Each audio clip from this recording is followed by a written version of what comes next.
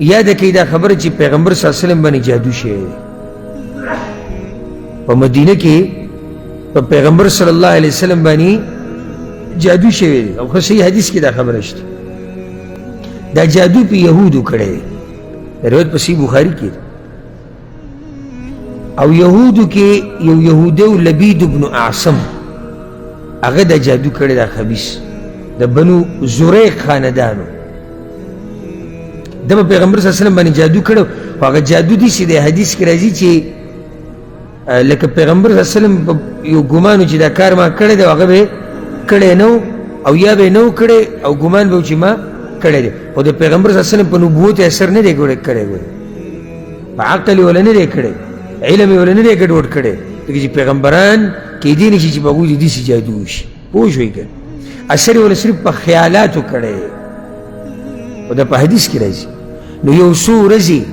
بعضې روایتونو کې یو څو میاشتې پیغمبر صلی الله علیه وسلم باندې دا اثرات و ډېرې تنګ کړی بیا الله ورته هغه ځای وښو خوب کې هغه کوی وښو کوم کوی ته چې هغه یهودي هغه جادو ورګزار کړی پیغمبر صلی الله علیه وسلم راوویستو د هغه ځای عایشې ورته یا رسول الله افلا تنشرته یعنې دغه قصه به دې خلکو ته ښولی دا جادو به دې ښولی چې دا ګوره دا دوی کړی نو هغه ورته وویې عایشې الله زه هسې روغ کړم او نه مې غوښته چې د خلکو کې دا شر خور شي یعنی بیا به خلک سوچ کوي چې دا څنګه او دا ولې یعنی د پیغمبر د جادو سره دومره نه لګي چې هغه قصې به غزي ښه کړه پوه شوې بېګانه نو دا دوه صورتونه دي چې دا به پیغمبر صلی الله علیه وسلم په هغه ورځو کې په ځان باندې وي چې الله دې را جادو ختم کړي او ځکه بعض مفسرینو دا ذکر کړي دي چې د لبید ابن اعصم د دې لبید ابن اعصم د ده 11 لوڼه وي او یا داسې وایي بعد چې د ده لوڼه وي